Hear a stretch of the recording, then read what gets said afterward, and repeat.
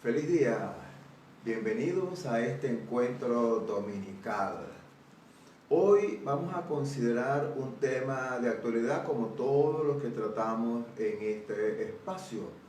Vamos a hablar, estaré tranquilo en el día de la angustia, tomando como base un texto de la inspiración del profeta Habacuc.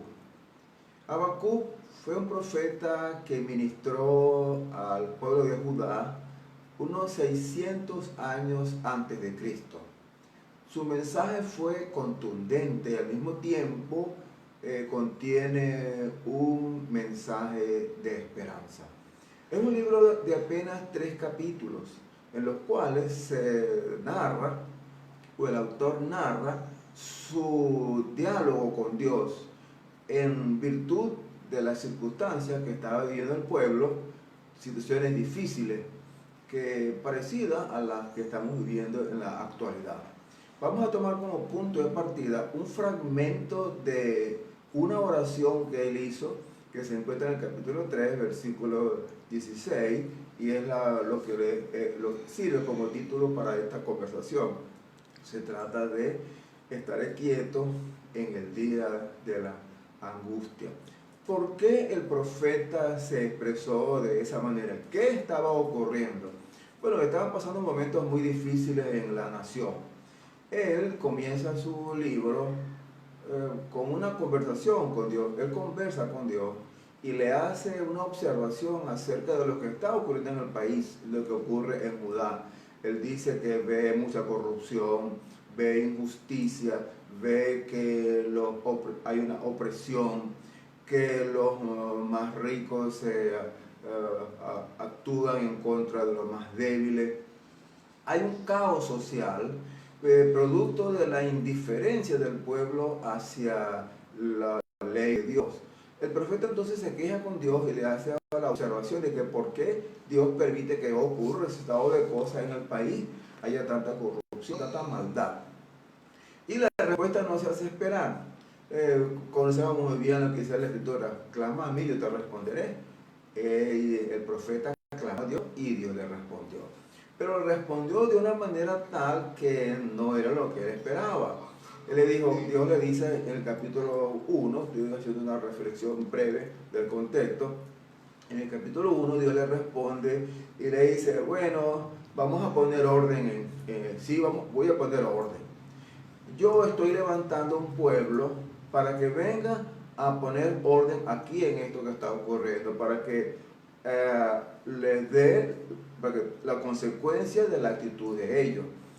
Estoy levantando a los caldeos, un pueblo que va a venir y va a poner las cosas en su lugar. Quiere decir que, de acuerdo con nuestro lenguaje popular, el lenguaje coloquial, como decimos, el remedio fue peor que la enfermedad. Porque entonces Dios le dice: bueno, voy a mandar un pueblo que va a venir y los va a cautivar. Y le muestro lo que va a ocurrir. Y realmente lo que el profeta ve de lo que va a ocurrir realmente es horroroso, es terrible. Eso que va a ocurrir, de acuerdo con lo que Dios estaba orientando que iba a suceder, se puede ver en el último capítulo del libro de Crónicas o de Segundo de Reyes. Allí narra lo que ocurre, cómo vienen los caldeos con Nabucodonosor al frente y arrasan con la población, destruyen el pueblo, destruyen el templo, lo queman, se llevan como cautivo una cantidad de población, a otros los asesinan y se llevan los utensilios del templo hacia Babilonia. Y en Babilonia van a estar 70 años cautivos, producto de su actitud. Cuando el profeta escucha eso, pues se siente angustiado y entonces sigue conversando con Dios. ¿Cómo es posible, Dios, que tú, que eres tan bueno, que eres misericordioso, que eres santo, vayas a actuar de esta manera? Y Dios le explica pues las razones por las cuales va a ocurrir aquella tragedia nacional. Tragedia que todavía se recuerda en la historia de los judíos actualmente, como también en el relato de la Sagrada Escritura, como el pueblo de Israel o la nación de Judá, fue llevado cautivo y duraron 70 años cautivos. Durante ese tiempo fue que aparecen grandes hombres como Daniel, ocurre la época de Esther, entre otros grandes acontecimientos que sucedieron en el tiempo de la cautividad babilónica y después con los medos y los persas. El panorama que él vio entonces el profeta era sumamente angustiante, una crisis terrible, peor de lo que estaba viviendo en la actualidad. Entonces él, al final, porque son apenas 3 capítulos de ese libro tan maravilloso que les recomiendo que lo lean, contiene un mensaje maravilloso. Entonces el profeta hace una oración extraordinaria.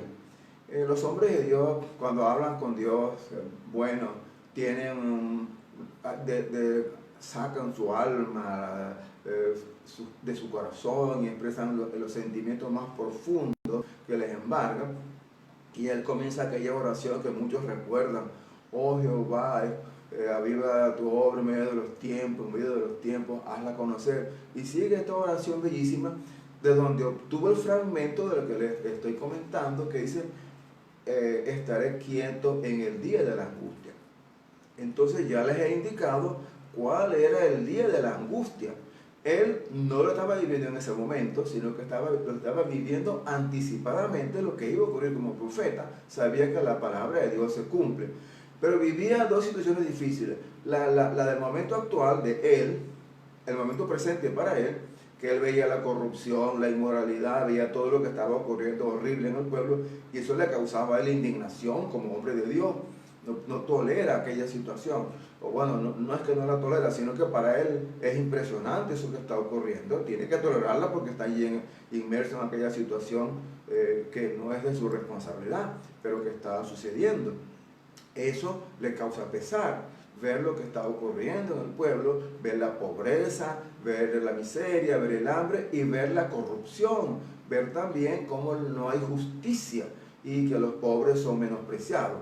Eso le causa dolor, pero también le causa dolor lo que va a ocurrir. Entonces, en aquel momento, ¿qué le queda al profeta, a un hombre de Dios? ¿Qué le queda? Entonces, decir, bueno, voy a quedarme quieto en el día de la angustia. Ahora, sobre todo, reflexionemos un momento. ¿Qué significa estar quietos? Bueno, la palabra quieto no significa solamente estar inmóvil, paralizado. No tiene ese sentido en el contexto del profeta. Estar quieto significa descansar, reposar, confiar, estar sosegado. Voy a quedarme en paz, voy a quedarme sosegado, voy a tranquilizarme en toda esta situación que estoy escuchando, me voy a tranquilizar. Ahora, ¿por qué él tiene que necesariamente tranquilizarse? Bueno, por muchas razones. En primer lugar, porque es un hombre de Dios y sabe que todo lo que está ocurriendo es producto de la decisión de Dios. Todo lo que ocurre en el mundo pues está marcado en el plan, en el proyecto de Dios. Entonces él como profeta sabe que Dios es soberano y él puede actuar de esa manera.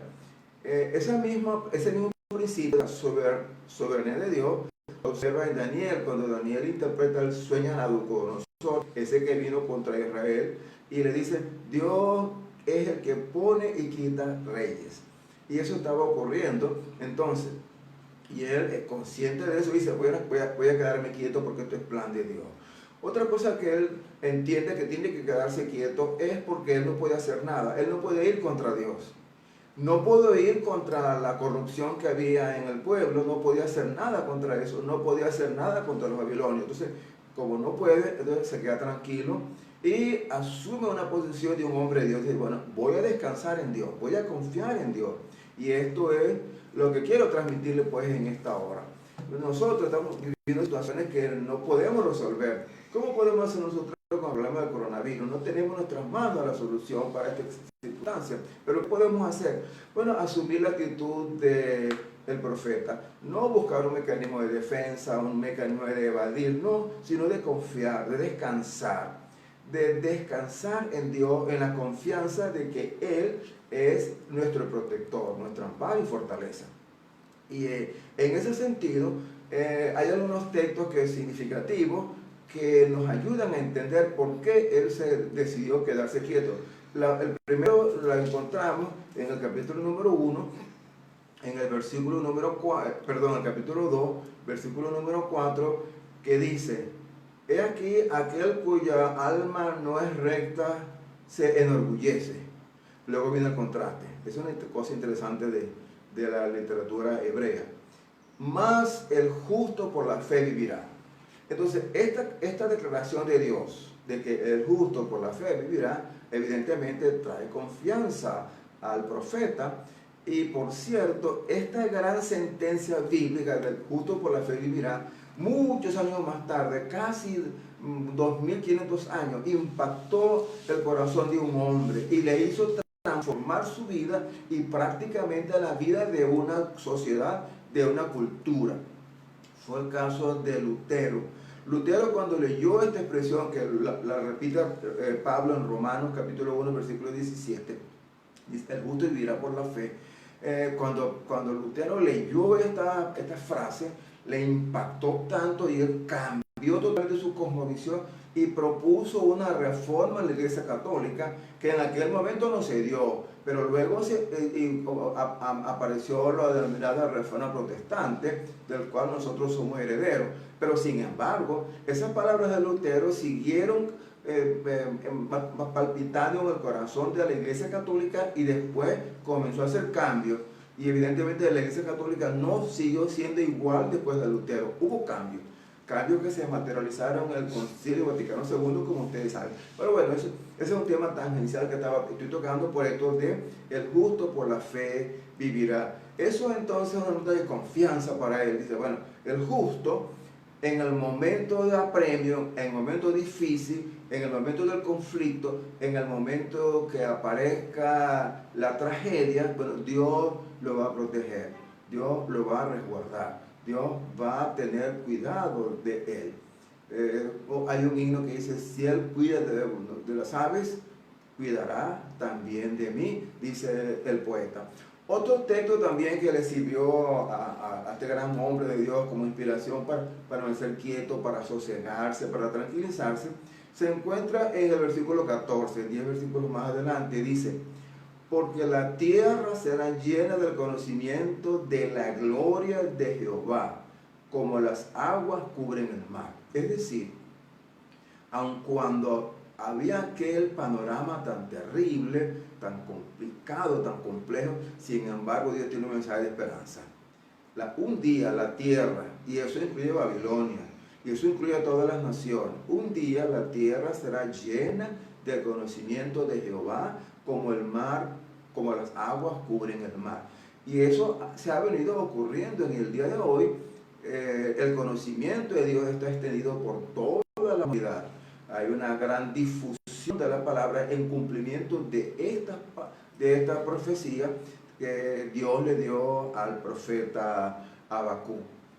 Pero sobre todo lo que he mencionado, algo que le trajo a Habacuc una convicción tan profunda que tocó su alma y le dijo: bueno, voy a quedarme quieto, voy a descansar, voy a tener un tiempo de quietud, porque él tuvo esta convicción. Se encuentra en el capítulo número 3. Apenas voy a leer un fragmento de esa maravillosa expresión poética, de una oración, una poesía, que dice así: Jehová el Señor es mi fortaleza. Y esto es lo que realmente le hizo a él descansar, en la confianza que Jehová es mi fortaleza. Ahora, eso no es palabra solamente de Habacuc. Eso se repite a lo largo de muchos, en la historia bíblica. Recordamos que el mismo salmista David lo mencionaba cuando decía: Dios es nuestro amparo y fortaleza. Esta es una confianza, este es un mensaje que se reitera en la Biblia. Jehová es nuestra confianza, Jehová es nuestra fortaleza.